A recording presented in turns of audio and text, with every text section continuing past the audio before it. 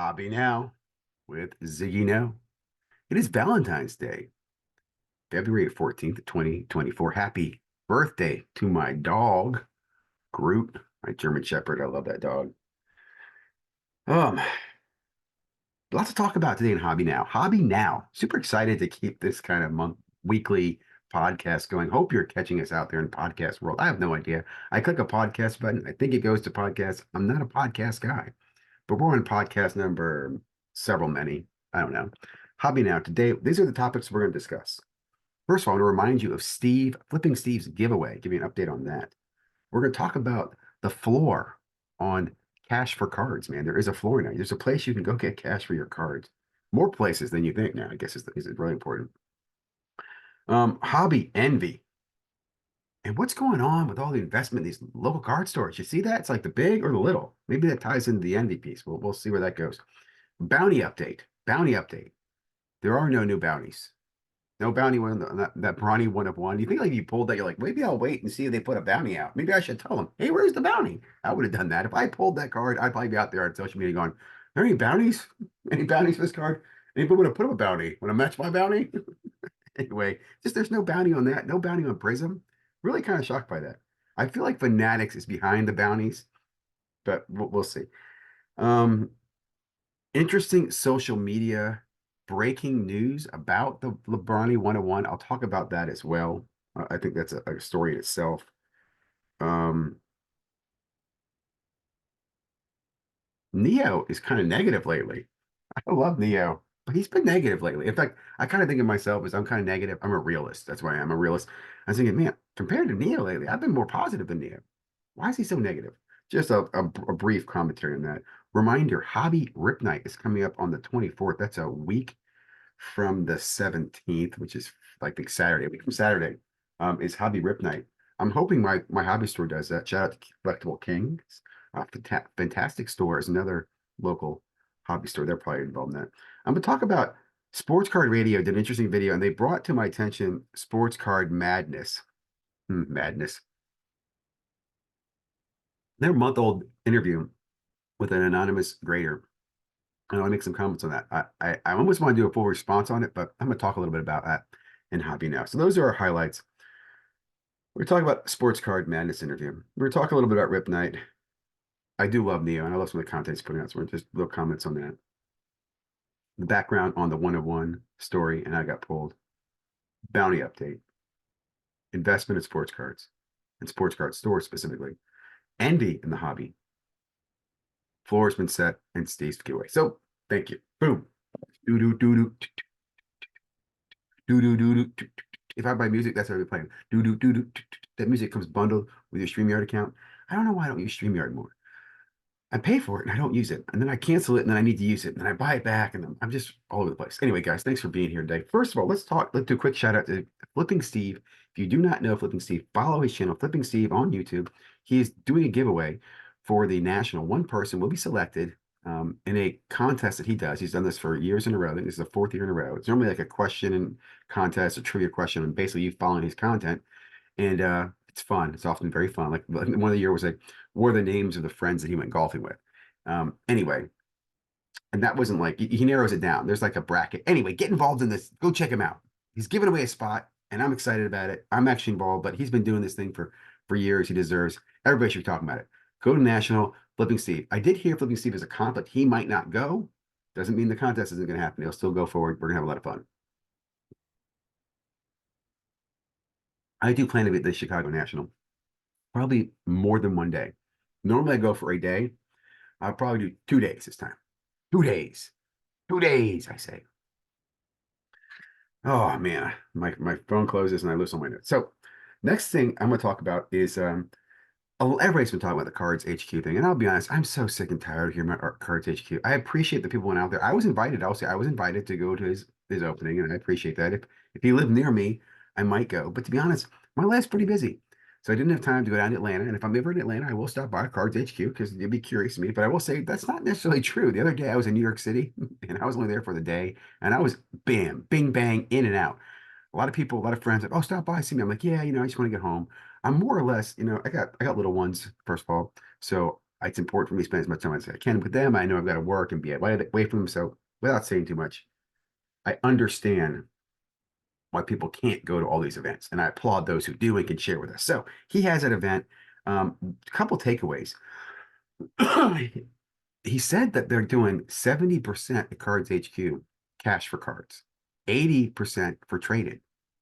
He basically just set the, I'm going to call the North America floor, right? I mean, if he's given 70%, I'm pretty sure a lot of other local card stores will look at that and match that or be close to that. Okay. Again, you say if he's giving the argument, well, what's the comp on? And you can argue all you want, right? So if you're giving 70% on 100 or 70% on 90, there's a big difference there. But 70% is an interesting bar he set. And I applaud that. I do applaud that.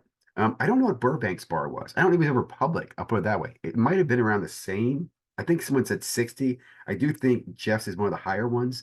I'm also mentioned that my local card store, Collectible Kings, did a YouTube IG about it, saying that they would be offering cash for cards and buying cards as well. They did not give a percentage. He didn't give a base or a bottom or floor or whatever.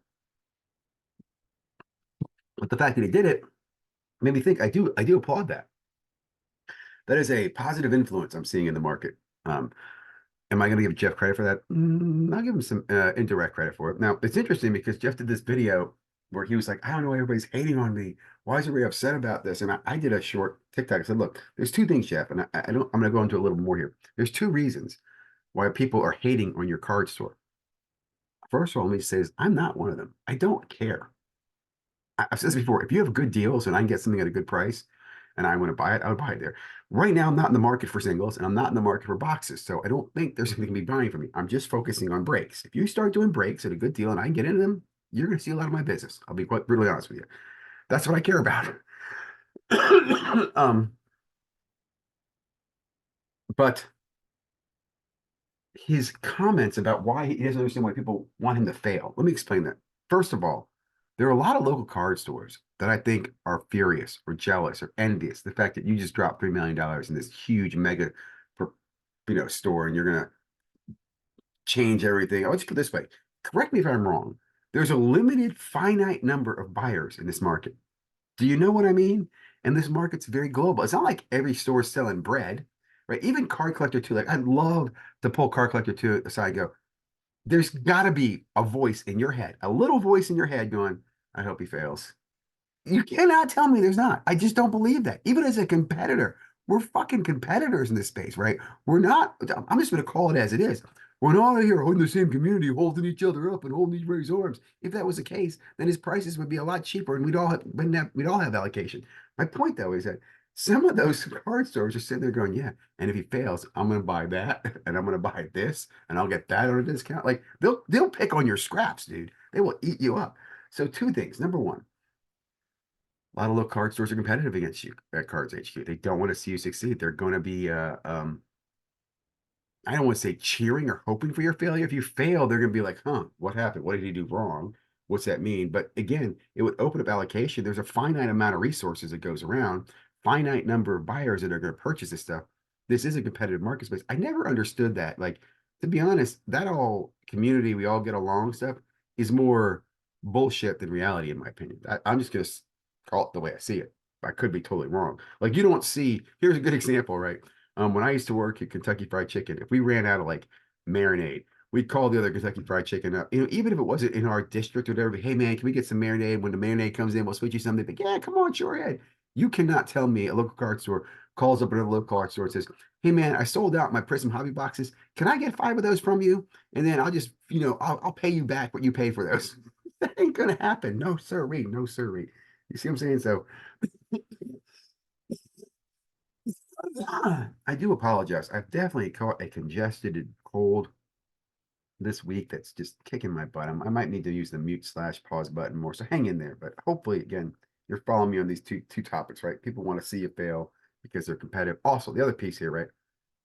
People will eat failure, right? Failure is kind of what feeds the hobby. I don't mean this in the wrong way. What's really nice about the hobby, it's really grinders, right? You're grinding. You're either surfing or you're grinding. But if you're grinding, you're like buying the cards. The guy's like, oh, I want another Harvey, man. Here, buy my lot, right? Buy my box, buy my set. I just want cash for it.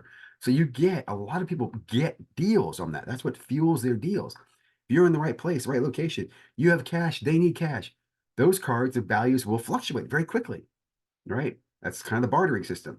And because of that, it feeds those people who are in the right place. So one of the things, and dealers know this better than anybody, and people who are in the industry, right? In fact, Ken would have to agree with this.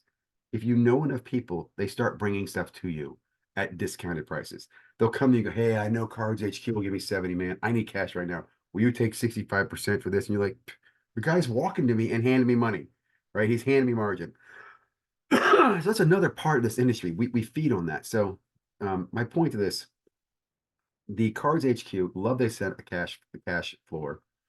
Don't care if they succeed or fail. Hope they do great in breaking so I can buy breaks and I get breaking discounts. And I hope you get loaded boxes and I'm in all those loaded hits and I get this loaded cards and they string it all back. You know, it's a conspiracy. The card owner got those hits because he's nice to Jeff and Jeff Wilson. Rah, rah. I hope it all happens. Please make it happen. Okay. The other thought I had though was I did see that as much noise as Jeff is making with his Card HQ, there are a lot of other companies. What is this? Bleeker, LA is expanding, right? Rizzo Sports, LAX, near the LAX airport. That's really cool. So Rizzo Sports, I remember hearing about them before, and Rizzo gave a great interview years ago on what's that guy's name? Oh, I want to say Shy. It wasn't Shy. I can't remember the guy's name.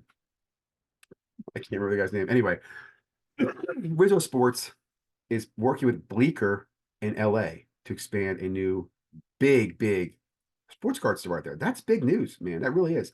AAMint down in Miami did a big opening and investment down there, right? So I've seen several local card stores really up in their game. I do think those smaller mom and pop ones are going to struggle more. I'll say Collectible Kings in my area has been doing very well, growing. He runs and promotes local community stuff, does local tabletop shows. He's an entrepreneur. I think he'll do well. I think you have to be an entrepreneur and an aggressive one, modernized entrepreneur, I think, to be successful. And I think, again, I have to assume in the back of his head, he's not going to say publicly, I hope Cards HQ fails, but everybody in this competitive space, put enough drinks in them and get them on. Well, don't put a camera on them. That's not fair. But you know what I'm saying. I'm telling you the truth here, right? Okay. Okay. Let's move on from the Cards HQ. They hate you because you have $3 million to open a store. You're stealing their unique sellers. You're stealing allocations, and they make money if you fail because they'll eat you up like crabs eat the dead. Okay. Bounty Gate. I'm just call it Bounty Gate. Not this really Bounty Gate to it, but why was there no bounty on the LeBron James? Like, what do you think that's card's gonna sell for? Let me just start this. So I heard several people talk about this breaking news. Breaking news. It was a local card store. It was a this star store. It wasn't, it was a collector. It wasn't a breaker. Blah blah blah blah blah. That's great. Here's my response to that. Here's my response to that. Get your tin hats on. There's a guy at Fanatics, and he was given, this is the loaded box. Please make sure you get this to blank blank breaker on Fanatics Live. And the guy's like, yes, sir, I'll put it there right away. And he put the box down.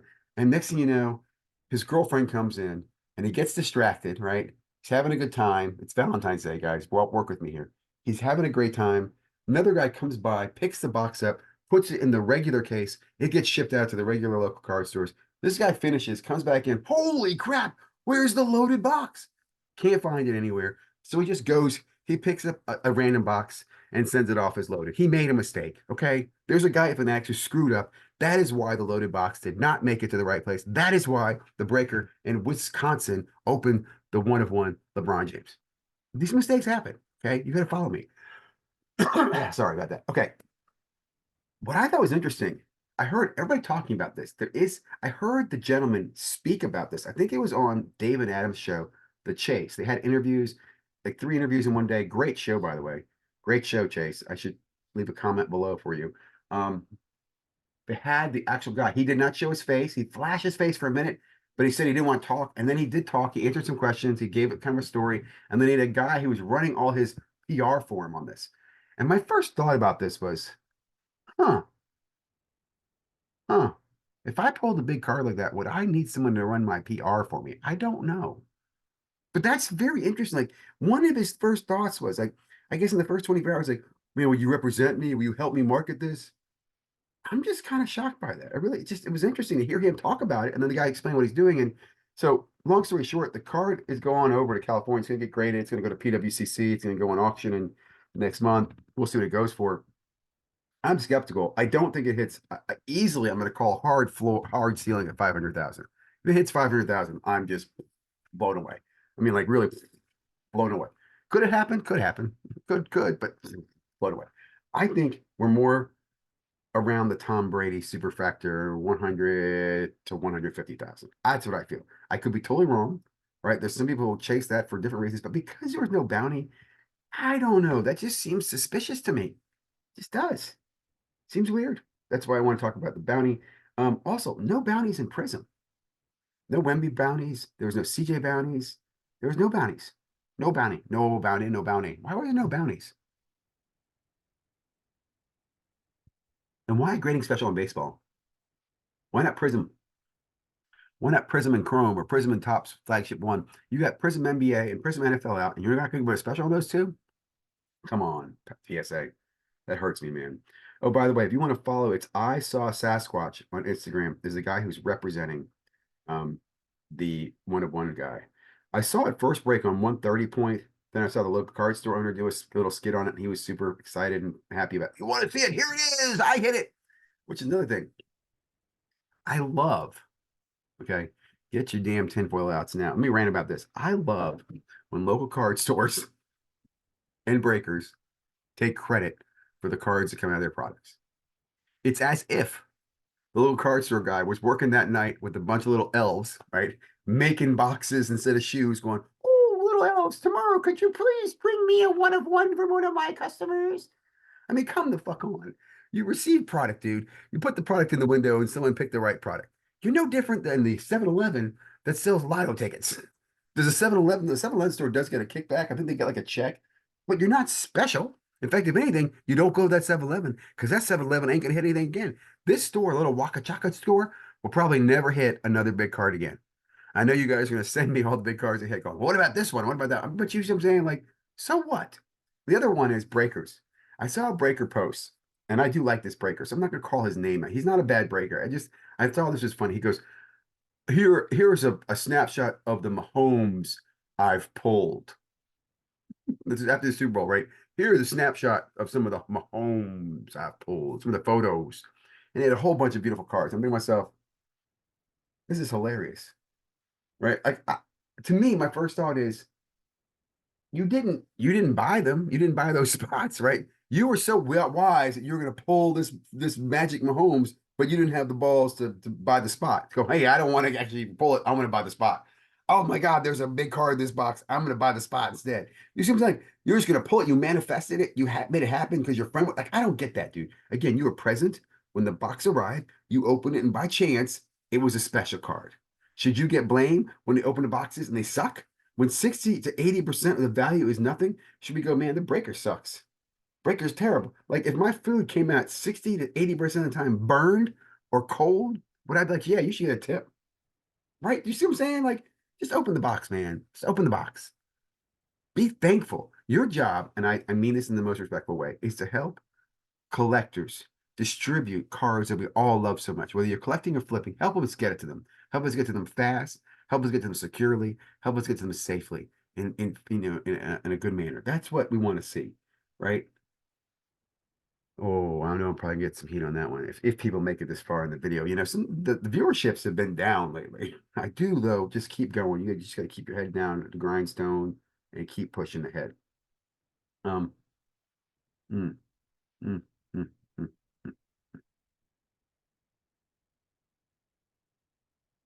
Listen to Neo talk. And he made a comment about how he loves watching breaks go bad. I was this could be like a series, breaks go bad. He says, yeah, on break days, he opens up Leighton or these other channels, watches the breaks and watches how they burn the purchasers. How much money they waste on that. Oh my God. I thought to myself, wow, man. I normally buy into the break and then I bitch about the other people getting hits or I bitch about me getting, then I'm hateful, right? Then I'm rooting against the guy like, damn it, don't pull the victor. I only got the Detroit Pistons in this one. I can understand, but just to hate from afar is interesting. I guess a lot of people do that. He also was very negative on when he opens his retail, opens his boxes. He like hates it in the beginning. I don't know. That's like he's just doing that trick us. Like he's like, oh, this is going to be absolute poop, terrible. Oh my God, look at this beautiful card I got. Oh man, the corner's ding.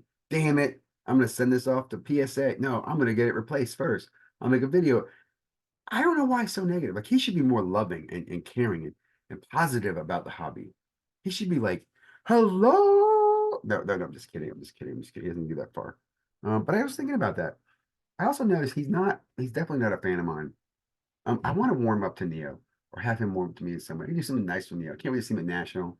I don't think he likes me when I comment in off center. We make little comments back and forth. I do appreciate the dialogue though, Neo. I do appreciate that. Neo once blocked me. Like many people. Yes, I was once blocked.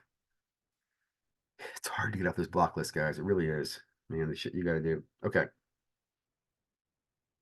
Rip Night 2024. Or February 24. February 24th, 24. 2/24/24. Two, it should be like 2/24s. 24. Right? Got it? Cool. I'm looking forward to that. Okay, last topic I'm gonna talk about, and then I'm gonna talk a little bit about I will close with what I'm doing in the hobby, what my activities, what I have coming up. Is I was watching Sports Card Nonsense. They did the clip of they do a great clip every week. And I say this, Sports Card Nonsense. I appreciate you. But I didn't like the fact you guys gave a link to this guy's interview of an anonymous Beckett grader. So if you haven't watched this already, if you don't know if you follow Sports Card Radio, they did a thing on Tuesday. They give a link to this. You get the channel is called Sports Card Madness, which is funny. It sounds a lot like nonsense, doesn't it? And I did realize they don't have a lot of subscribers. I'm not hating on them. I hope you go out and subscribe them and support them. I subscribe to them. I like what they're trying to do. I do like that. I'd like to talk to them more. I thought it was interesting. I think, and here's another thing too. The video is over a month old. So it's been out there for a month and just now it's starting to get picked up by Sports Card Radio. We'll see how it does if anybody else picks it up. I mean, I picked it up. I think it's perfect for a parody. And what I mean by that is they do an interview with a guy who claims to be a Beckett grader. Let me first of all say this before I go further. I did an interview a few months ago, maybe a year ago, maybe 2 years ago. I don't know. The channel's been around for 3 years. So I did do an interview with a grader from, I want to say it was CSG or CGC. I forget who it is. He's public. He's on. I forget his channel's name. I'll look it up. I'll try to. I should have thought about it before I put this together. It just came to my mind now. But I did an interview with him. He was on camera. He told you his name. He answered questions. He said what he couldn't answer because some stuff was under NDA. I thought that was great. I appreciated that.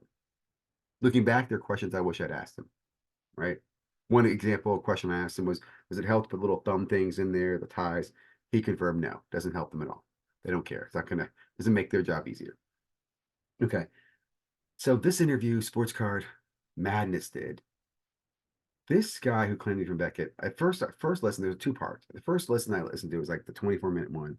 And I listened to him, I'm laughing at this going, yep, Grading's Wizards. This guy's just, yeah, absolutely. And then I'm thinking to myself, hold on a second. I rewound it and I listened to it again. And then I realized everything he said was like the worst case scenario, right? Starting off with, can they tell when you resubmit cards if you've cracked it? And the guy says, yeah, they can tell. They recognize it. They're familiar with it. They can see it. And the return question was something like, do they put an ink dye on it? How do you know? He goes, oh, we just get familiar with the same card, seeing it. I'm thinking, this is a terrible question answering. Like, are you recognizing it by serial number? Like, how are you recognizing? If someone cracks a card, is there a specific crack damage it leaves on the card? Because if it does, typically when I crack a card, I crack it, I look at it, and if it's damaged, I'm not going to resubmit it. And I do know that I take a risk of damaging it during crack. So that whole beginning of that, I'm thinking to myself, this made no sense. There was no value, no honesty, no truth in this right now, right? You're telling me that, and again, your assumption is he's a Beckett grader. When he was a Beckett, the Beckett could tell recrack just by looking at the card. And they did not buy ZiggyNo. They have no IT or AI that we know about, right? So this is just that right there set me off wrong. The slew of just everything he said was secondhand or rumor. It was nothing that he specifically did. There's one example where he said specifically did something, and here's what it was. In fact, it's misquoted by the interviewers. He said, okay, and this is also his giveaway. He said the reason he got hired there was he was friends of a gentleman who lived in Dallas who knew Beckett and had purchased a specific black label. I think it was a Kershaw. So there shouldn't be many of these black label cards anyways. You could find out the owner of that card. You can probably find who this person is if he knows this kid. This kid's probably about 30 years old. I say kid in a loose way because I'm 32. So this kid, about 31, just on some things he says, um, makes a comment that that gentleman, the card dealer with the black label, one day his order got dropped on his table. His father's friend is what he refers it to. And because he was his father's friend, he gave him more favorable grades. He says that. So that's the most I ever did. I gave him more favorable grades, but I figured the senior grader or master grader could override if he just didn't agree. That was just what I would do. I didn't give him any tens either. That was the only thing in this entire two-part interview that he specifically says he takes responsibility for. Talks about cracking detection. He talks about subbers and graders debating each other, right? Like a junior grader would have a bad grade, would grade something 8.5 and give it to the master grader. Master grader, no, it's a 9.5. And they argue the master grader, like, just whatever. And we just watched the junior grader away. My first comment on here is like, most systems like that have checks and balances have them for a reason, and they never ever just would disregard someone, right? But also, there's normally an incentive for why, right? Like, why is the guy doing 8.5 and why is there 9.5? Normally, the two would be able to sit down and find an agreeable reason why. I know it's grading, it's subjective, but here's what I'm thinking. One guy whips out his magic book. The other guy whips out his magic book. And fucking spells are being thrown. Ooh, fireball, fireball, fireball. The other guy's like, ice shield, ice shield, ice shield. And then one guy hits the A button. Damn it, fucking fireball, bam it in the head. He's like, I told you it's a 9.5. That's what I think honestly happens. Okay. Um, yeah, I gotta catch my breath. What else did I talk about? Oh, he specifically says there's a rumor that PSA has a daily quota for tens. Dude, I mean, come the fuck on. He shouldn't even say that, and them as channel should not allow him to say it, or should immediately follow up. Go, let's not count that in. Come on, that's not admissible to court here. There's a rumor that Santa Claus comes to everybody's chimney on fucking Christmas morning. Okay, there's a rumor they have a daily cap on tens at PSA. That's a chunky one. He specifically is an ex Beckett grader. Like, what were you hanging out with the PSA? Were you dating a PSA grader? I mean, that was just terrible. I can't believe they even said that in there. Um, oh, talks about how business was rewarded with better grades. The more business you did, the bigger subbers. My thought there is that doesn't make sense to me at all. Because normally, if I'm a subber, it's not specifically me that's getting monetarily advantage by you giving me a black label 10. Like, most likely not going to be my card. It's one of my customers' cards. Is that really going to benefit me best? I'd rather you give me a deal on the grading, right? Cut down the cost of the grading, give me a kickback. I don't give a shit about the number of 10 black labels you give to my customers. That's not a reward. Like, I don't know. I just didn't follow that. Oh, we would give better grades to guys who sell more stuff with us. I don't know. I don't follow that. The logic doesn't follow that. I can see volume discounting, you know what I'm saying? But why would you give them better grades? I don't know. I guess there's an argument. Someone to tell me why, but that one I thought was just too, it's like, it just seemed like another story. Every story this guy had to tell you was the same story. Um, Interesting. He said he did 200 per day, which even point out was like 2 point something per minute. And he's like, yeah, that's about right. He just seemed to back into that number.